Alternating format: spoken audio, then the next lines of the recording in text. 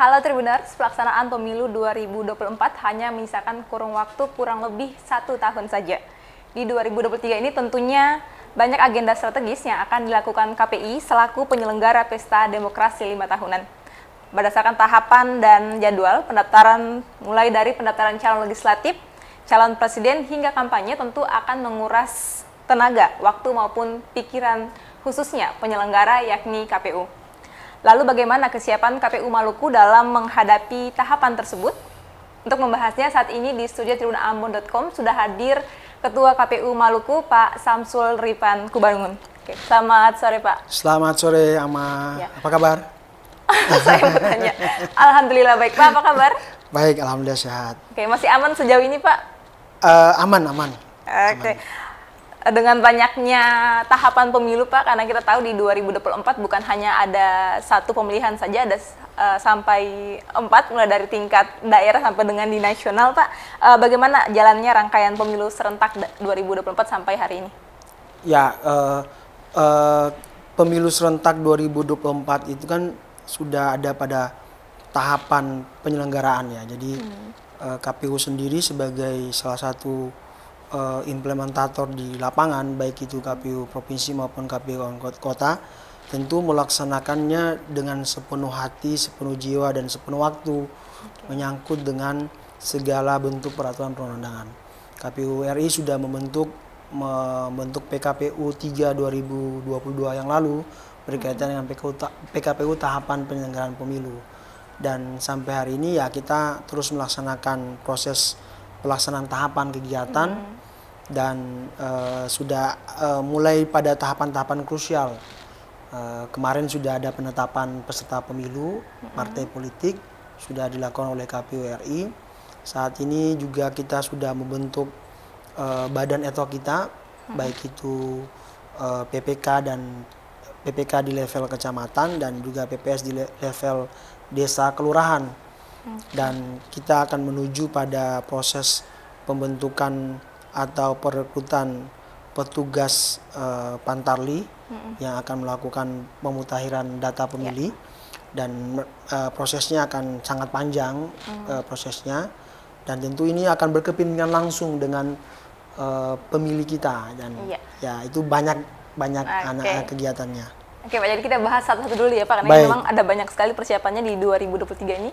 Yang pertama dulu Pak, tadi soal parpol nih Pak, kan di tahun ini akan ada 18 partai yang memeriahkan pemilu 2024. Apakah jumlah partai yang lebih banyak dari pemilu sebelumnya ini berarti penyelenggaraan akan lebih sulit dari tahun 2019? Ya, tentu peserta pemilu di 2019 berbeda dengan peserta pemilu di 2024. Yang pertama itu ada kategori misalnya peserta pemilu yang memang menjadi peserta pemilu di 2019 yang kemudian mereka memperoleh kursi di parlemen.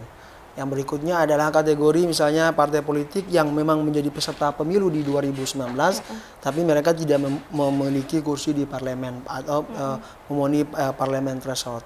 Kemudian ada peserta pemilu atau partai politik yang memang tidak menjadi peserta pemilu di 2019, artinya partai politik baru yang kita ketahui sudah ditetapkan oleh KPU RI kemarin. Yang tadi sudah disampaikan nama, ada sekitar 18 ya partai politik yang itu akan menjadi salah satu kontestan pemilu di seluruh Indonesia, meskipun nanti ada partai politik lokal yang di Aceh. Dan ya kita sudah betul-betul melayani salah satunya adalah peserta pemilu itu untuk bagaimana mereka melakukan aktivitas proses-proses pada tahapan-tahapan selanjutnya. Oke, berarti memang di KPU Maluku sendiri pun sudah ada 18 parpol yang memang sudah terverifikasi dan dipastikan akan mengikuti pemilu 2024. Ya, itu bagian dari proses penetapan KPU RI ya, kemarin di tanggal 14 Desember yang lalu ya. Sudah ditetapkan proses penetapan partai politik sebagai peserta pemilu tahun 2024. Nah Pak, dan yang sekarang kan juga yang sedang berproses ini adalah calon anggota DPD, Dewan Perwakilan Daerah yang biasa disebut senator di parlemen. Apa sih Pak bedanya senator dengan anggota legislatif? Oh ya, tentu peserta pemilu itu kan ada banyak ya. Tadi bukan 4 jenis tapi 5 jenis. Jadi pemilu itu kita akan memilih presiden dan wakil presiden. Yang kedua kita akan memilih Dewan Perwakilan Rakyat. Ya. Yang kemudian kita akan memilih Dewan Perwakilan Daerah. Kemudian kita akan memilih Dewan Perwakilan Rakyat Daerah Provinsi dan Dewan Perwakilan Rakyat Daerah Kabupaten Kota. Jadi ada 5 jenis pemilihan yang juga sudah kita laksanakan di tahun 2019. Nah, untuk presiden dan wakil presiden itu kan nanti ada bakal calonnya. Kemudian DPR, kemudian DPRD provinsi, DPRD kabupaten kota itu kan bagian dari peserta pemilu partai politik yang nanti mereka akan mengajukan daftar-daftar calon anggotanya untuk dipilih sebagai calon tadi, anggota DPR maupun anggota DPRD provinsi maupun DPRD kabupaten kota. Nah, di undang-undang menyebutkan ada peserta pemilu perseorangan namanya. Perseorangan itu yang kemudian kita sebut namanya Dewan Perwakilan Daerah. Mereka itu di seluruh provinsi itu jumlah kursinya 4. Jadi seluruh Indonesia baik itu KPU di Aceh sampai dengan nanti di daerah pemekaran terakhir di Papua itu akan dipilih 4 bakal calon anggota DPD.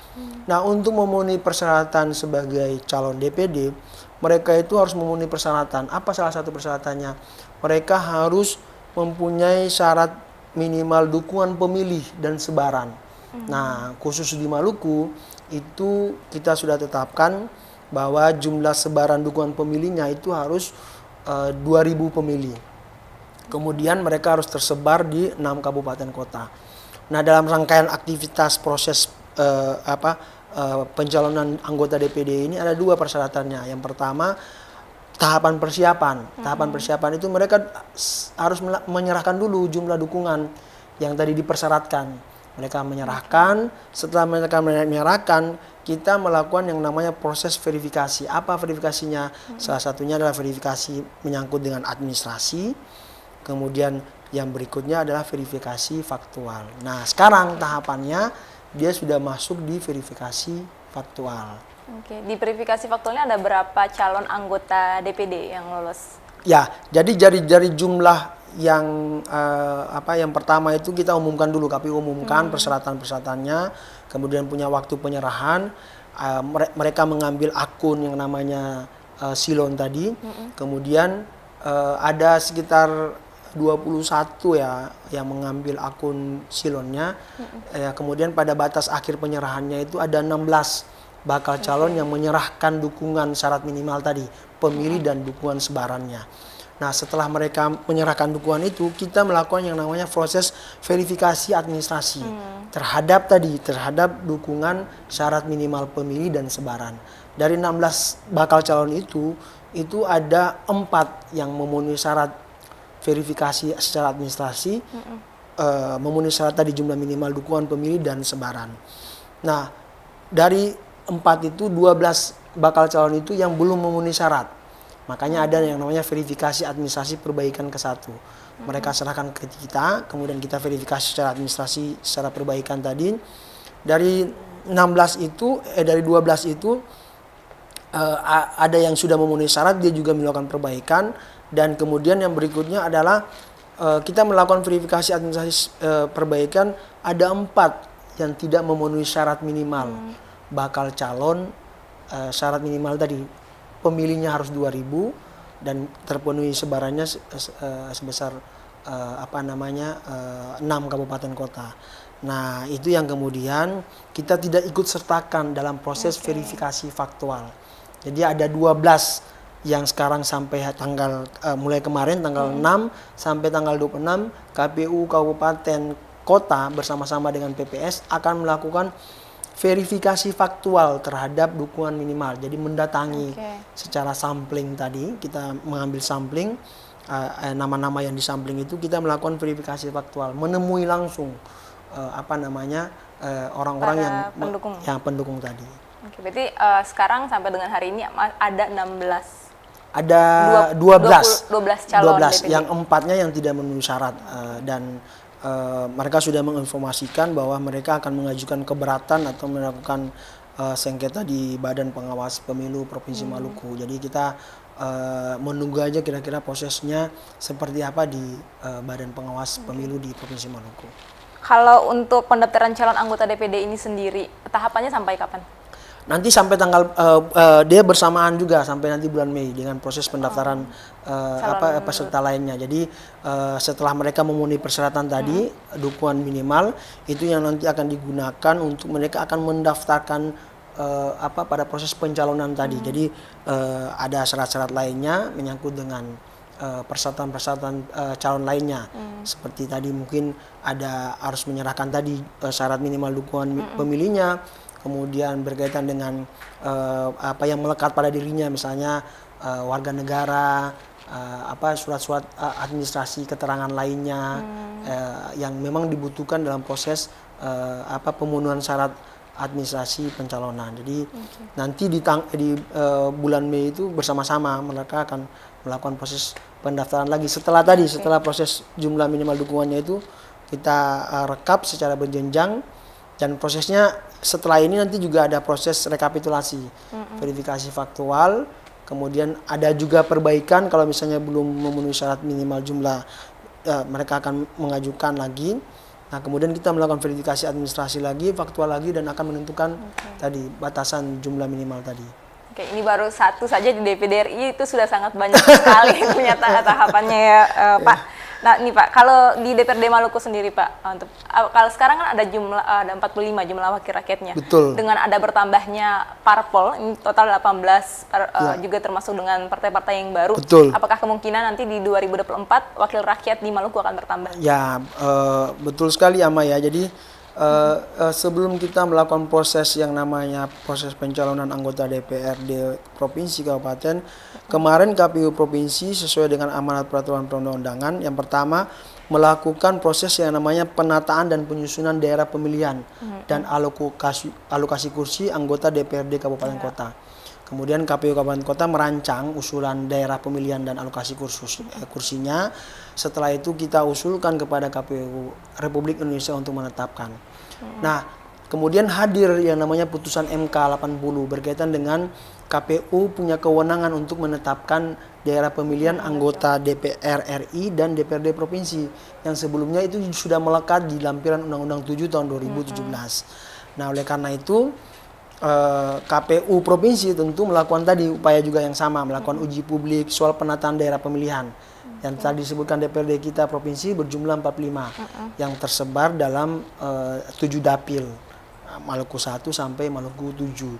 Nah, kemarin kita sudah melakukan uji publik juga dan sekarang KPU RI telah mengeluarkan PKPU, Peraturan KPU nomor 6 tahun 2023 tentang daerah pemilihan dan alokasi kursi. Dan semuanya sepenuhnya sama dengan tahun 2019 yang lalu. Tidak ada penambahan dapil juga tidak ada. Karena memang ada beberapa kali isu yang beredar, misalnya di Kota Ambon akan penambahan dapil lagi menjadi sekian berbeda dengan tahun sebelumnya. Jadi memang ini artinya Pak juga membantah bahwa tidak ada penambahan daerah pemilihan. Dengan dikeluarkannya peraturan KPU nomor 6 tahun 2023 yang mana KPU RI punya kewenangan menetapkan alokasi kursi dan daerah pemilihan itu sudah langsung ditetapkan dan seperti kita ketahui itu sama dengan pemilu tahun 2019. Oke, berarti artinya tidak ada juga penambahan wakil rakyat nanti. Ya, tetap kursi DPRD kita 45. Tadi daerah pemilihannya tetap di 7 daerah pemilihan. Di kabupaten kota ada yang beragam, ada yang 20, ada yang 25, ada yang sampai dengan 35. Jadi ya beragam di masing-masing daerah kabupaten kota. Nah, itu kan tadi sudah di DPD, kemudian partai wakil rakyat, ini sudah banyak hasilnya. Nah selanjutnya nih Pak, ini kan sekarang juga tadi juga Pak sebutkan di awal saat ini sudah apa yang dilakukan KPU kan termasuk juga pembentukan ad hoc atau badan perangkat pemilu 2024. Ini tadi termasuk ada PPK juga PPS kan Pak. Nah untuk pendaftaran panitia pemilihan kecamatan dan panitia pemungutan suara ini apakah masih dibuka? Oh ya, jadi sebagai penyelenggara pemilu itu menurut undang-undang kan ada KPU, ada KPU dan jajaran di bawahnya, ada Bawaslu dan jajaran di bawahnya, dan juga ada Dewan Kehormatan Penyelenggara Pemilu. Nah, untuk KPU sendiri itu kan terdiri dari KPU, KPU provinsi, KPU kabupaten kota, kemudian panitia pemilihan kecamatan di tingkat kecamatan, kemudian panitia pemungutan suara, ada kemudian di tingkat desa kelurahan, ada juga yang namanya PPSN di luar negeri, kemudian ada juga yang berkaitan dengan KPPS dan KPSN di luar negeri. Nah, perkutan berkaitan dengan PPK, PPS, saat ini KPU punya sistem yang namanya Sistem Informasi Anggota KPU Provinsi maupun Kabupaten Kota dan Badan Ad-hoc namanya, yang kita sebut namanya Siakba. Nah, itu melakukan yang namanya proses sistem yang memang prosesnya itu secara terbuka. Apa secara terbuka? Melakukan proses pendaftaran, pengumuman PPK, PPS itu dilakukan secara terbuka. Ini berbeda dengan di 2019. Kayak misalnya contoh ya, 2019 itu untuk merekrut panitia pemungutan suara itu kan harus berdasarkan usulan dari kepala desa atau kelurahan, lurah. Nah, saat ini kita melakukan secara terbuka. Jadi masyarakat boleh atau yang memenuhi persyaratannya dia bisa menjadi penyelenggara pemilu. Lihat apa? Lihat dia harus ikut tes dulu. Setelah itu administrasinya dilihat seperti apa, kemudian ikut mendaftar. Setelah itu dilihat mengikuti seleksi tertulis, kemudian melakukan melakukan wawancara dan lainnya, dan kemudian ditetapkan. Dan saat ini sudah masuk pada sudah selesai di tanggal 4 Januari kemarin, seluruh PPK panitia pemilihan kecamatan itu sudah dilantik oleh teman-teman KPU Kabupaten Kota. Begitupun dengan tanggal 24 Januari yang lalu, KPU sudah melantik juga panitia pemungutan suara yang tersebar di di seluruh desa kecamatan di Maluku, dan saat ini mereka sedang melaksanakan proses penguatan kelembagaan, orientasi tugas, kemudian juga melakukan bimbingan teknis terhadap pelaksanaan tugas, kewajiban dan wewenang mereka dalam proses pelaksanaan pemilu. Ya, contohnya tadi nanti mereka akan membantu KPU Kabupaten, misalnya PPS membantu KPU Kabupaten untuk melakukan apa? Melakukan verifikasi faktual terhadap bakal calon anggota DPD. Nanti apalagi mereka punya tugas untuk melakukan proses pemutahiran daftar pemilih. Misalnya merekrut pantarli, petugas pemutahiran daftar pemilih. Nah, setelah mereka merekrut itu, mereka akan juga mengumumkan daftar pemilih sementara di masing-masing desa kelurahan, akan mendapat tanggapan masyarakat. Nah, ini ujung-ujung tombak di untuk PPK dan PPS. PPK PPS. Nah, ini sekali lagi dia sudah berbeda, dan kita berharap teman-teman di level PPK, PPS sudah mulai bekerja. Dan tentu kita juga didukung oleh kesekretariatan. Jadi level kesekretariatan PPK, PPS itu juga sudah dibentuk melalui kerjasama dengan pemerintah daerah setempat. Jadi kita merekrut dukungan-dukungan secara administratif tadi lewat kerjasama atau koordinasi dengan pemerintah daerah. Jadi memang untuk pendaftaran PPK dan PS ini sudah ditutup? Ya, bukan sudah ditutup lagi, sudah dilantik. Sudah bekerja mereka. Termasuk juga untuk perempuan, karena kan kemarin sempat karena memang banyak minim pendaftar perempuan sehingga dibuka terus. Itu juga memang kita punya data juga berkaitan dengan jumlah ada banyak ya pemilih atau bukan pemilih pada level PPK, PPS itu yang memang dari perempuan, dan sudah kita lakukan bimbingan teknis dan penguatannya. Berharap memang mereka harus punya penguatan dalam proses. Yang pertama itu harus menguasai dulu tugas, kewajiban, wewenang apa yang harus dilakukan. Yang kedua, mereka harus betul-betul dikuatkan dalam bimbingan teknis. Yang ketiga tentu memang proses koordinasi kerjasama dengan pemangku kepentingan lainnya juga penting. Misalnya pada level PPK harus juga koordinasi dengan para camat, pemangku kepentingan lainnya, keamanan misalnya Kapolsek. PPS juga begitu. Mereka juga harus berkoordinasi dengan kepala desa atau kepala OHOI atau kemudian lurah untuk melakukan proses aktivitas kegiatan-kegiatan pemilu itu bisa berjalan pada level wilayah di masing-masing. Nah, ada berapa banyak tuh Pak untuk PPK dan PPS-nya yang tersebar di Maluku? Kalau kita 118 kecamatan ya, dikali 5 itu ada sekitar 4.000 sekian ya. Kemudian PPS itu kita punya jumlah desa itu 1.325 ya. Itu kita rekrut 3 orang. Nah itu totalnya seperti itulah bisa ditotalkan. Nah itu yang sudah nanti mereka akan merekrut juga petugas Pantarli. Petugas Pantarli ini dia nanti juga akan kita rekrut sebagai petugas KPPS. Nah, apa petugas KPPS? Dia yang akan nanti orang pemilih datang dia yang akan istilahnya absen. Pemilih lalu Karena dia kan yang tahu langsung berhadapan langsung nanti pada saat yang nanti proses pencocokan dan penelitian tadi. Petugas Papali itu kapan dibukanya Pak? Sudah dibentuk ini, sudah dibentuk, tinggal nanti mereka umumkan nanti tanggal 11 ini, 11 besok ini diumumkan Pantarlinya. Nanti tanggal 12 kita akan ada apel kesiapan Pantarli dalam melaksanakan proses pencocokan dan penelitian. Oh jadi itu bukan dibuka untuk umum, tapi dari PPK PPS diambil begitu atau bagaimana? Enggak, dibuka juga, Oh, direkrut juga oleh PPS, bukan PPK. PPS yang merekrut. PPS yang ya, dari jumlah TPS yang kita estimasikan. Jadi direkrut dan kemudian kita melakukan yang namanya proses perekrutan tadi. Jadi dibentuk oleh PPS petugasnya. Jadi Tribuners tunggu-tunggu saja bisa pantau ya laman KPU juga mungkin laman-laman loker karena akan ada segera juga ini lowongan kerja bagi yang mau gabung menyukseskan penyelenggaraan pemilu 2024. Siapa tahu gajinya juga sama dengan TPS dan TPK yang hampir 2 juta ya Pak ya?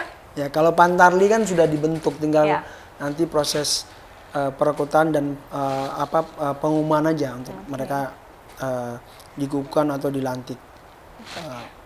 Nah Pak, kalau selain tadi yang sudah dibahas pentahapan pemilu di 2023 ini ada apa lagi pentahapan yang strategis yang harus memang selesai di 2023? Ya, yang strategis yang pertama yang akan kita muncul itu berkaitan dengan bagaimana substansi pemangku kepentingan utama kita adalah pemilih.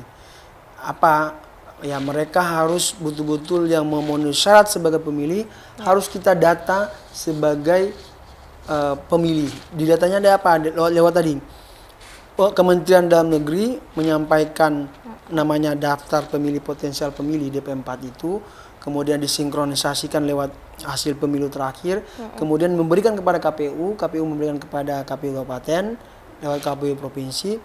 Nanti ada muncul nama-nama atau daftar pemilihnya. Nah, misalnya nih Aman nih. Nanti didatangi, oh punya KTP tidak? Oh sudah berusia 17 tahun atau sudah kawin atau belum. Nanti didata untuk Pantarli kita. Datang ke rumah-rumah, oh tanya. Oh ternyata oh iya terdaftar sebagai. Nah, bahkan nanti dicek lagi, oh ada yang misalnya sudah meninggal. Punya enggak surat akta kematian? Nah, itu yang akan kita data. Oh ternyata ada yang TNI Polri tapi dia sudah pensiun misalnya. Dia menjadi pemilih baru atau pemilih pemula. Oh ada yang misalnya oh dia sudah pindah atau dia ada memenuhi syarat tapi misalnya dia sedang melakukan tugas atau belajar atau kuliah di luar daerah. Itu kita data dalam proses pencocokan dan penelitian lewat tadi data yang diturunkan oleh Kementerian Dalam Negeri tadi. Nah, sehingga nanti yang bahasanya dimutakhirkan. Dimutakhirkan kembali. Nah, setelah itu kita umumkan namanya daftar pemilih sementara, diumumkan. Nanti mereka lihat, oh ternyata, oh saya sudah didatangi nih. Ternyata belum lagi namanya terdaftar sebagai daftar pemilih. Nah, bahkan sekarang KPU sudah punya lagi, sebelum proses penyusunan daftar pemilih, silakan aja masyarakat bisa dicek di website atau aplikasi kita namanya Cek DPT Online KPU Go ID. Itu tinggal diisi aja NIK-nya. Nanti kelihatan. Nah, nanti bisa cek lagi sendiri. NIK-nya nanti bisa ketahuan. Oh, terdaftar di TPS berapa, RT berapa, sudah langsung bisa dicek. Nah, Pak, lalu bagaimana dengan ada warga Maluku yang belum punya KTP? Satu, kemudian ada juga warga Maluku yang misalnya dia ini orang Lehitu tapi tinggalnya di Ambon, kerjanya di Ambon. Lalu kemudian juga ada beberapa pendatang yang menetap lama di Ambon tapi sampai sekarang KTP-nya itu bukan KTP Ambon atau bukan KTP SBT atau bukan KTP SBB begitu. Tidak sesuai dengan domisili tempat dia tinggal. Ya, jadi tadi saya sebutkan bahwa data itu kita peroleh dari Kementerian Dalam Negeri, kemudian disinkronisasikan dengan pemilu terakhir, kemudian diturunkan kepada kita. Oleh karena itu, ya tadi kita harus memastikan bahwa syarat pemilih itu minimal dia sudah punya administrasi kependudukan yang lengkap. Artinya tadi dia punya KTP elektronik, karena dia ketika menggunakan hak pilihnya dia harus memastikan dia punya KTP elektronik. Nah, itu yang akan kita layani. Dan ya informasi yang kita peroleh dari Dinas Dukcapil bahwa ada sekitar 200.000 sekian pemilih yang dia memenuhi syarat sebagai pemilih itu belum melakukan perekaman iktp dari jumlah total wajib KTP. Nah, ini kan yang punya otoritas seperti itu kan bukan kita, KPU, tapi adalah Dinas Dukcapil. Hanya saja sekali lagi kita butuh tadi komunikasi, kita butuh koordinasi dan tentu kolaborasi. Untuk apa? Untuk bagaimana proses pelayanan pemilu ini bisa kita terlayani.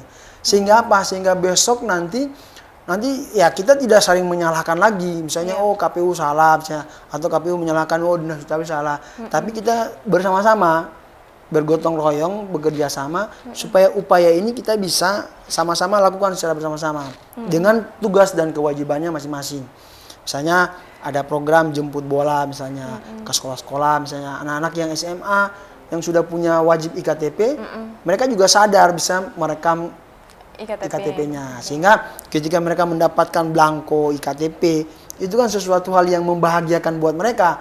Oh, ini berarti saya sudah bisa terdaftar sebagai pemilih, dan harus diingatkan mereka juga harus menggunakan hak pilihnya pada hari hanya itu.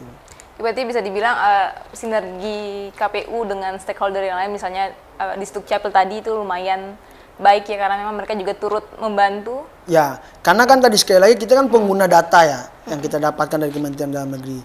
Jadi kita butuh komunikasi dan koordinasi, bahkan juga kolaborasi dalam rangka dalam rangka pemenuhan hak dan kewajiban masyarakat itu atau yang memenuhi syarat itu bisa terlayani dengan baik, sehingga ya, tidak lagi saling menyalahkan, wah KPU-nya salah. Nanti kan orang, wah ini ketika mau mencoblos, wah ini ternyata tidak terdaftar sebagai pemilih. Wah ini saya punya belum KTP, nanti saling menyalahkannya di situ. Jadi kita berupaya untuk sama-sama dengan pemangku kepentingan lainnya untuk menyelesaikan problem itu. Nah, ini kan soal data, karena memang pemilu sudah ada penyelenggaranya KPU, sudah ada peserta pemilunya partai-partai, lalu ada calon legislatif, itu belum tentu bisa jalan, belum tentu bisa sukses tanpa adanya masyarakat, kan Pak. Lalu Pak, kan ini pemilu 2019 dan juga 2024 ini sangat berbeda sekali, karena bisa terlihat dari pentahapannya yang makin banyak, pilih juga makin banyak sekali, sampai ada 5 pemilihan ya untuk di dalam 1 tahun itu. Lalu bagaimana sih pengetahuan warga Maluku tentang pemilu 2024 ini? Ya kita harus menyampaikan, menyebarluaskan informasi bahwa di tahun 2024 itu pemilu itu diselenggarakan secara reguler, jadi setiap 5 tahun sekali. Dan nanti di tanggal Rabu 14 Februari 2024 itu ada hari pemungutan suaranya.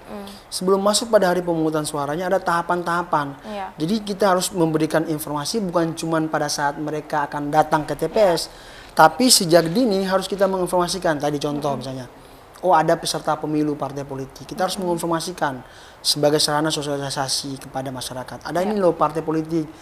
Jangan sampai mereka pikir sama dengan 2019, ternyata kan berbeda dengan. Kemudian berkaitan dengan apa lagi? Berkaitan dengan pencalonan DPD. Ada juga. Yang berikutnya menyangkut dengan apa? Menyangkut dengan tadi. Mereka harus mengetahui bahwa untuk menggunakan hak pilihnya, pertama itu harus terdaftar dulu sebagai pemilih. Bagaimana caranya tadi? Dengan cara-cara tadi. Menginformasikan. Jangan sampai mereka tidak terdaftar sebagai pemilih. Dengan cara tadi menyebarluaskan informasi. Jadi saya kira sosialisasi itu sesuatu yang mutlak yang harus kita lakukan. Dan sarana informasi KPU sebetulnya butuh juga, tidak bisa bekerja sendiri. Harus ada saluran-saluran informasi yang sampai kepada masyarakat atau pemilihnya. Sehingga mereka juga sadar, awareness terhadap apa-apa yang nanti mereka lakukan. Dan kita harus ingatkan bahwa ini sudah tahun-tahun pemilu. Sudah berjalan nih 2022, ini 2023 apalagi. Nanti sampai dengan 2024. Khawatirnya masyarakat ya tidak merasa bahwa ini bagian dari, kalau kita menganggap ini bagian dari pesta, Iya. pesta rakyat, mereka tidak menganggap bahwa ini juga bagian dari pesta. Oleh karena Iya. itu, ya sekali lagi kita butuh sosialisasi, dan KPU sudah melakukan serangkaian aktivitas kegiatan dari desa peduli pemilu, badan pemilihan, kita melakukan sosialisasi bahkan ke ibu-ibu Dharma Wanita, ibu-ibu Persit, ibu-ibu istri-istri TNI, Angkatan Iya. Darat, Angkatan Udara, Angkatan Laut, yang mereka memang punya syarat sebagai pemilih. Nah, itu kita harus mensosialisasikan, jangan sampai mereka juga tidak terdaftar. Nah, itu yang penting kita lakukan, bahkan juga nanti terutama pada pemilih-pemilih pemula tadi. Iya. Jangan sampai apalagi nih di pemilih pemula pas tahun depan di 14 Februari mereka bukan pikir ini ada pemilihan umum, tapi mereka hanya berpikir untuk bagaimana mendapatkan coklat karena itu tepat pada hari Valentine. Oke. Jadi memang ini sudah, jadi memang ya untuk ketahuan ya, ini juga sekedar informasi ke Tribuners kalau pada tahun depan ini bukan di 14 Februari itu bukan hanya ada hari Valentine tapi juga ada hari pemilihan umum. Tangan kita bukan hanya pegang coklat tapi nanti juga tangan akan ungu karena habis mencoblos. Oke. Nah, Pak, ini kan soal bagaimana masyarakat. Jadi Pak juga sudah menjamin kalau ini sudah dijamin lah kalau nanti di 2024 masyarakat tidak akan kaget dengan adanya pemilihan, kan, Pak. Nah, kalau persiapan sendiri, Pak, nih kan mulai bulan November tahun 2023 ini sudah mulai kampanye dilakukan. Kalau persiapan kampanye kok sendiri, apakah di tahun ini ada perubahan? Ya, masa kampanye kita kan berubah. Yang awalnya dia agak lama, sekarang sudah 75 hari masa kampanyenya. Nah, masa kampanye itu yang kemudian betul-betul peserta pemilu harus mampu mengkampanyekan berkaitan dengan visi misi program kerja, sehingga proses keterpilihannya itu bisa diperoleh dalam proses aktivitas kampanye tadi, meyakinkan pemilih bagaimana memilih tadi. Nah, dalam proses kampanye tentu juga nanti kita akan mengatur soal misalnya dana kampanyenya, dan sekali lagi ada besaran-besaran yang nanti bisa saja juga akan disampaikan berkaitan dengan proses dana kampanye tadi. Nah, di samping aktivitas-aktivitas kampanye ini, nah kita perlu juga melakukan sosialisasi tadi, sosialisasi terhadap bagian-bagian penting, terutama menyangkut dengan bagaimana masyarakat bisa tahu. Jadi bukan pada soal levelnya di sosialisasi, tapi masuk mengarah pada pendidikan pemilihnya. Pendidikan pemilih itu apa? Bukan cuma mereka mengetahui hari hanya, tapi mereka harus juga tahu, oh ada peserta pemilunya, ada yang harus dipilih misalnya. Mereka harus mengetahui seperti apa proses pemilihannya. Mereka juga harus kita sadarkan berkaitan dengan bagaimana aktivitas, jangan sampai harus betul-betul dalam 3 hal. Saya menolak politisasi, politik uang, uang misalnya, kemudian politisasi sara. Nah itu kemudian hoax. Itu yang harus kita sadarkan kepada masyarakat, apalagi di era digital hari ini. Bagaimana sarana informasi itu dia sangat cepat sekali. Nah itu harus kemudian kita yakinkan kepada pemilih, atau kita melakukan sosialisasi tadi levelnya sudah naik pada proses pendidikan pemilih. Jadi bagaimana tidak lagi terjadi politik uang, kemudian politisasi sara, kemudian juga berkaitan dengan hoax tadi. Jadi ini yang penting juga ketika pada proses masa-masa kampanye, ini harus kita perlu sama-sama. Jadi ibaratnya di udara, kemudian di laut, kemudian di darat, itu harus kita sosialisasi yang banyak, supaya apalagi kita di daerah-daerah kepulauan ini kan butuh informasi yang begitu cepat kepada masyarakat. Banyak. Nah, tadi kan selain ada isu sara, kemudian juga ada hoax dan sebagainya, Pak bisa melihat kondisi Maluku saat ini kan ada banyak bentrok terjadi di mana-mana, mulai dari Maluku Tengah, di Pulau Haruku, kemudian ada di beberapa daerah juga di Lehitu, di Maluku Tenggara juga. Bahkan kalau bisa dibilang hampir tiap bulan itu pasti saja ada. Dan ini masa pentahapan pemilu dari sekarang ke 2024 itu masih lama. Nah, kalau Pak sendiri menanggapi fenomena ini bagaimana? Ya tentu kita ingin menyadarkan masyarakat juga bahwa situasi penyelenggaraan pemilu itu kan harus diawali dengan situasi-situasi yang dia harus aman dan kondusif. Iya. Tentu kita mempercayakan situasi keamanan dan itu stabilitas itu pada otoritas pihak keamanan ya. Artinya bukan berarti kita mempercayakan sepenuhnya, tapi paling tidak punya kewenangan full itu adalah berkaitan dengan bagaimana soal-soal keamanan ketertiban masyarakat itu bersama-sama dengan kepolisian. Oleh karena itu sebenarnya kita mendapat laporan juga dari teman-teman KPU Kabupaten bagaimana kayak tadi ada bentrok atau ada konflik di lapisan masyarakat yang mempengaruhi tugas-tugas kami di lapangan. Contoh tadi bagaimana petugas kami PPS akan melakukan perekrutan berkaitan dengan Pantarli, bagaimana mereka harus melakukan BIMTEK, bimbingan teknis. Nanti juga Pantarli juga akan mendatangi masyarakat. Kalau situasi keamanannya tidak kondusif, itu kan akan tentu mempengaruhi pekerjaan-pekerjaan.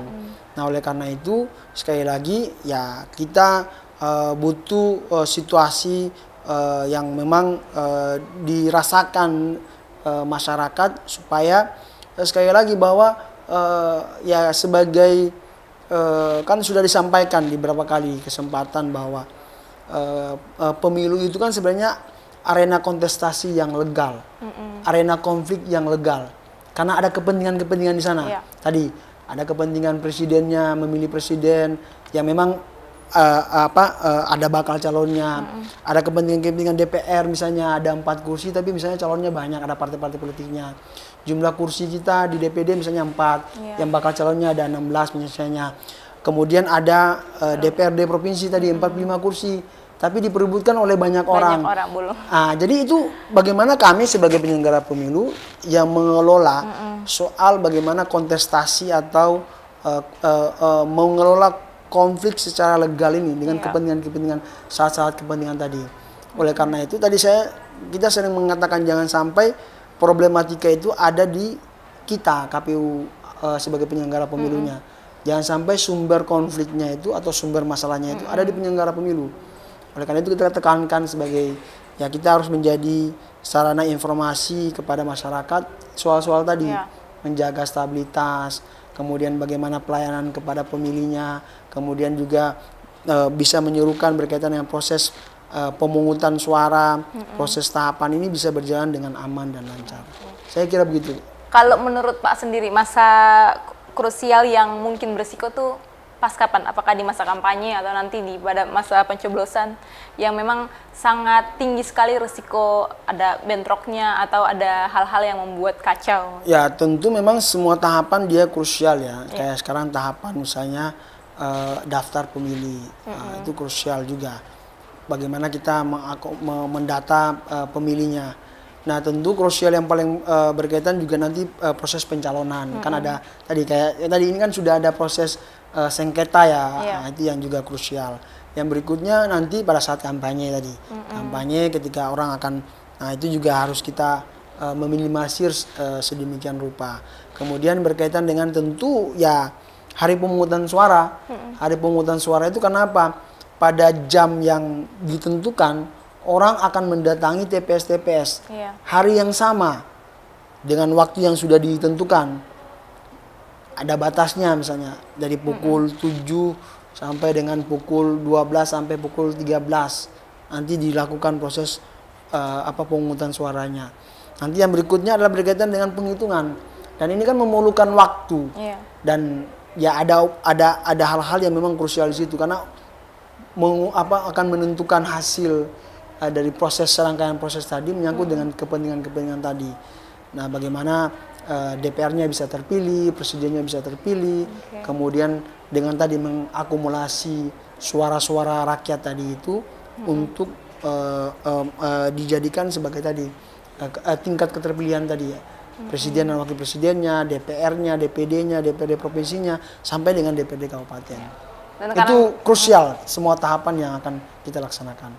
Jadi memang harus betul-betul bersinergi dengan semua elemen supaya memang pemilu 2024 ini bisa berjalan dengan baik. Nah Pak, soal sinergi tadi sudah dengan Disduk Capil. Kalau dari Pemprov Maluku sendiri bagaimana respon mereka mulai dari pentahapan pemilu yang sudah dimulai dari tahun lalu ini?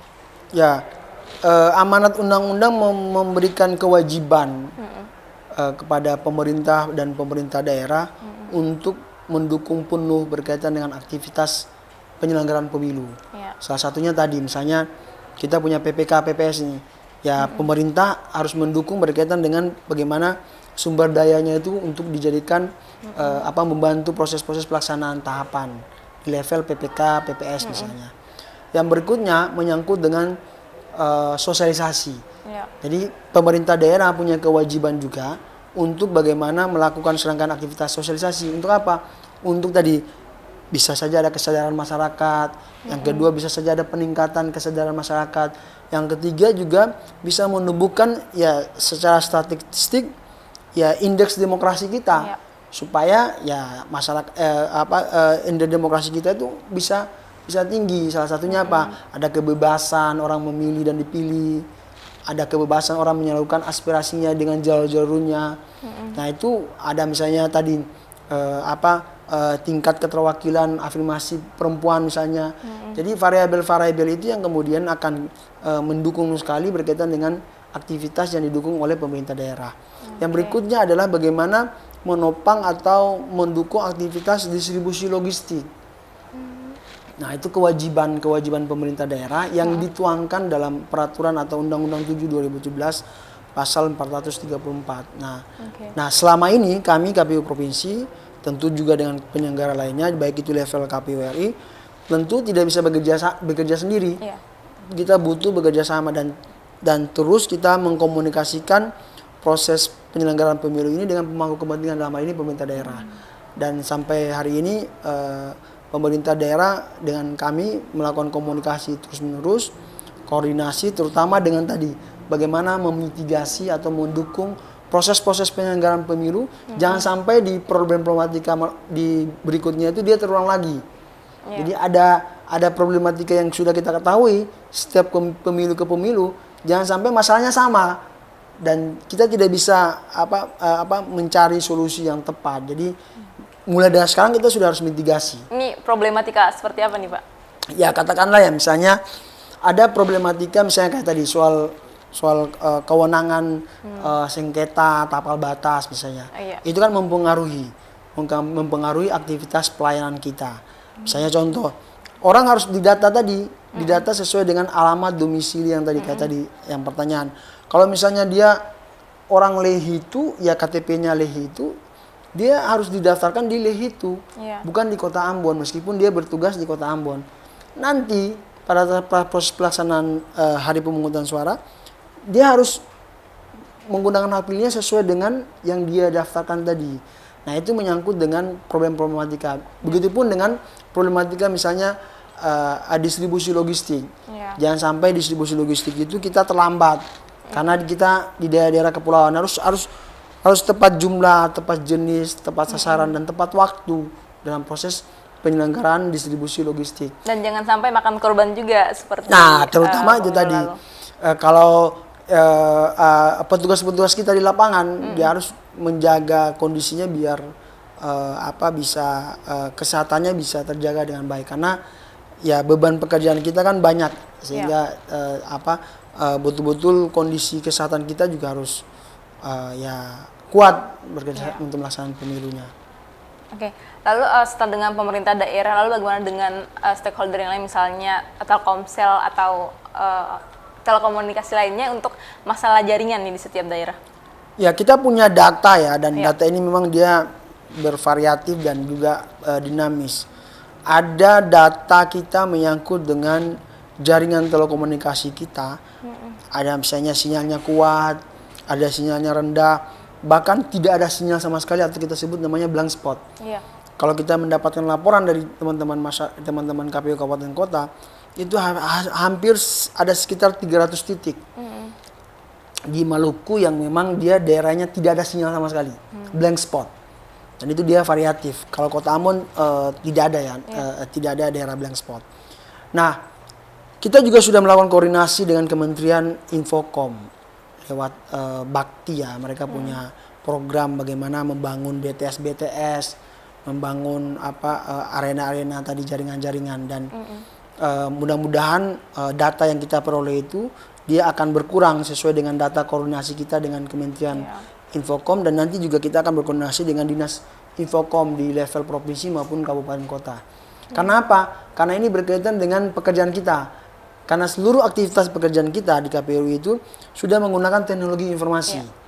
Contoh ya, misalnya di verifikasi parpol kita punya namanya SIPOL, Sistem Informasi Partai Politik. Yang kedua, di Silon pencalonan ini kita punya namanya Sistem Informasi Pencalonan. Nanti di daftar pemilih kita punya namanya SIDALI, Sistem Daftar Pemilih. Nanti ada lagi misalnya proses Sirekap, namanya Sistem Informasi Rekapitulasi. Dan itu semuanya berbasis teknologi informasi yang notabene harus terhubung dengan jaringan telekomunikasi. Kita punya pengalaman Pilkada 2020 di tahun 2020 4 kabupaten. Seram bagian timur, Maluku Barat Daya, Kepulauan Aru dan Buru Selatan, di mana sistem informasi itu dia salah satu yang bisa meminimalisir konflik dengan transparansi informasi yang hasil pemilu atau pilkada yang kita sajikan. Jadi orang bisa tahu misalnya pada saat hari H setelah rekapitulasi penghitungan suara, mereka bisa tahu, oh di TPS begini kita sudah tahu hasilnya dan segala macamnya. Oleh karena itu ya terbantu dengan persoalan-persoalan teknologi informasi tadi. Dan saya kira kita terus-menerus melakukan komunikasi dengan pemangku kepentingan supaya sarana prasarana menyangkut dengan tadi itu bisa terpenuhi dengan baik. Karena tadi ya salah satu orang punya informasi ini kan ya bisa saja tadi ya jangan sampai terhindar dari informasi yang menyesatkan atau hoax. Ya bisa juga secara positif ya sarana informasi sosialisasi juga bisa tersebar. Kayak misalnya hari ini Tribun menggunakan sarana informasi juga bisa tersalurkan dengan baik oleh masyarakat. Dan memang karena ada di Ambon misalnya ada ada internet, ada media sosial lengkap saja, orang masih terpengaruh dengan informasi bohong, informasi hoax, apalagi daerah yang memang tidak punya jaringan internet sama sekali ya Pak ya. Nah Pak, ini mungkin terakhir ya Pak ya. Mungkin ini tersisa setahun lagi. Kalau ini bulan Februari, ke bulan Februari artinya setahun lagi ini Pak. Betul. Mungkin Pak kebetulan juga bisa menjadi ajang sosialisasi seperti tadi yang Pak bilang. Bisa jelaskan ke Tribuners ini dari hari ini sampai dengan nanti apa saja sih yang tahapan pemilunya, lalu bagaimana sih tips untuk memilih, lalu kemudian bagaimana untuk cara mengecek apakah kita sudah terdaftar sebagai daftar pemilih tetap atau belum. Oke, silakan Pak. Baik, terima kasih Ama. Jadi bulan ini adalah bulan Februari.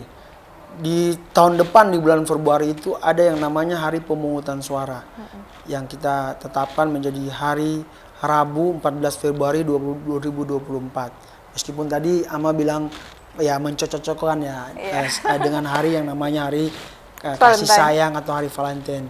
Jadi kita sebut ya tanggal hari Rabu Rabu 14 Februari itu 2024 itu menjadi hari kasih suara.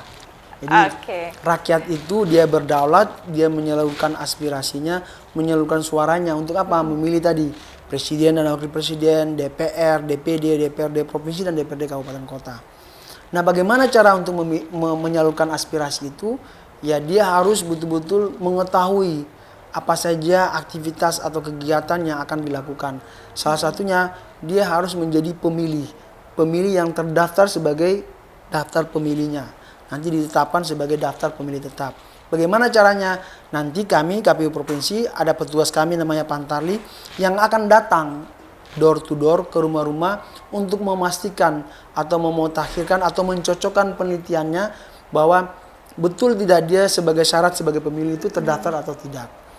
Nah, yang berikutnya dalam proses pemilih ini ada yang namanya peserta pemilu. Peserta pemilu itu ada partai politik, ada presiden dan wakil presiden, dan juga ada Dewan Perwakilan Daerah. Nah, sekarang kita sedang berproses. Nanti masyarakat juga harus tahu. Tadi partai politik sudah kita tahu ada sekitar 18 partai politik.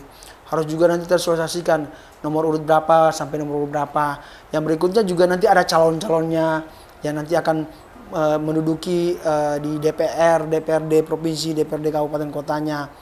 Nah, masyarakat harus kenal, tahu ada peserta partai politiknya, kemudian ada calon-calonnya yang akan menduduki tadi berkaitan dengan proses pelaksanaan pemilunya.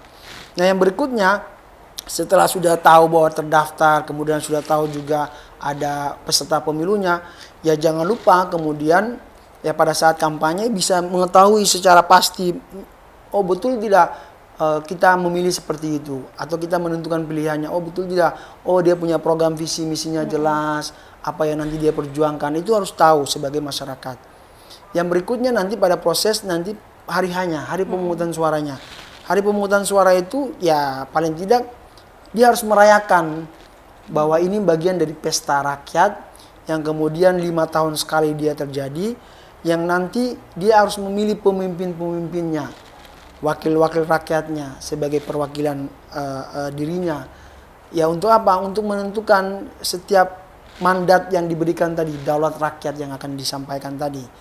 Nah, dengan cara apa? Dia sudah tahu dia terpilih, kemudian dia sudah tahu dia terdaftar sebagai pemilih, kemudian dia sudah akan mengetahui siapa yang akan dia pilih berdasarkan tadi proses kampanye dan lainnya. Kemudian dia harus dengan bahagianya dia harus datang ke TPS untuk tadi menyalurkan aspirasinya, menggunakan hak pilihnya. Jadi ibaratnya harus menjadi hari raya bagi dia. Misalnya dia harus mandi bersih misalnya, harus rapi, berdandan misalnya kayak ibu-ibu, mengajak anak-anaknya, ayo kita datang, kita harus menggunakan hak pilihnya. Jadi dalam proses-proses itu harus masyarakat mengetahui informasi-informasi itu. Dan setelah itu dia juga harus mengetahui siapa yang akan terpilih ketika dia sudah menggunakan hak pilihnya. Ketika dia menentukan hak pilihnya, ya pasti ada yang tidak terpilih dan terpilih. Perbedaan itu bagian dari proses tadi. Sehingga ya dia harus betul-betul mengetahui proses-proses yang nanti akan menentukan hasil-hasilnya ke depan. Jadi ya ada proses yang nanti kita namakan bagaimana pemilu ini menjadi salah satu, kayak kita lihat ini antara Galala dan Poka yang kita namakan jembatan merah putih. Nah, pemilu itu harus menjadi tadi penyambung atau sebagai salah satu sarana integrasi, menyambungkan. Jadi tidak boleh menjadi titik pisah, harus menjadi titik temu, harus menjadi integrasi yang kita sebut sebagai integrasi tadi. Meskipun berbeda-beda, harus menjadi sarana integrasi nasional. Jadi pemilu yang KPU maknai pada 2024 ini, bagaimana pemilu itu menjadi sarana integrasi nasional. Perbedaan-perbedaan itu bisa disatukan ya antara tadi Galala dan Poka itu bisa disambungkan. Jadi pemilu itu harus menjadi penyambung tadi sebagai sarana integrasi nasional dari perbedaan-perbedaan pilihan tadi. Nah, itu jadi sekali lagi kami sebagai penyelenggara pemilu tentu punya tugas, kewajiban dan wewenang untuk menyelenggarakan pemilu ini secara asas-asas penyelenggaraan pemilu, secara peraturan perundang-undangan, dan tentunya 3 hal yang kita lakukan. Bagaimana menguatkan internal kita, jajaran kita dengan bimbingan teknis, rapat-rapat kerja, rapat-rapat koordinasi. Yang kedua adalah berkaitan dengan bagaimana kita melakukan penguatan kelembagaan demokrasi dengan pemangku kepentingan. Dengan apa tadi? Berkomunikasi, koordinasi, dan kolaborasi. Dengan pemerintah daerah seperti apa tadi? Mendukung aktivitas. Dengan pihak keamanan seperti apa? Kepolisian. Bagaimana menjaga kondusivitas keamanan dan proses lainnya. Dengan apa lagi?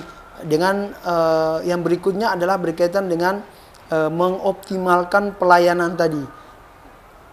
Pemilihnya, dan kedua kepada peserta pemilunya. Nah, itu kira-kira 3 hal yang menjadi salah satu bagian dari bagaimana sukses pemilu ini bisa berjalan dengan baik. Dan tentu kami sebagai penyelenggara pemilu tidak bisa bekerja sendiri, dan ini bagian dari pesta rakyat yang harus bahagia menyalurkan aspirasinya. Saya kira itu sama tips-tipsnya. Ya, betul sekali, memang itu tips dari Pak Rifan. Jadi mari kita ikut memberi suara kita pada pemilu 2024, tapi jangan sampai kubu-kubu, jangan sampai bikin kita terpisah ya. Tapi seperti tadi kata Pak Rifan, tanggal 14 Februari mari kita rayakan itu seperti hari Lebaran. Tapi jangan berharap ada THR, karena kita harus membuat pemilu ini bersih supaya bisa mendapat pemimpin yang baik ya tentunya. Terima kasih banyak Pak Terima Rifan kasih, untuk sama-sama. hampir sejam ini untuk semua Tribuners. Mari kita sama-sama sukseskan pemilu agar berjalan dengan aman, damai, dan kondusif. Terima kasih yang sudah menyaksikan. Saya Salma Hatta dan tim tribunambon.com yang bertugas menyampaikan terima kasih. Selamat sore dan amato. Sampai baku dapat di 14 Februari 2024. Oh, iya. Terima kasih sudah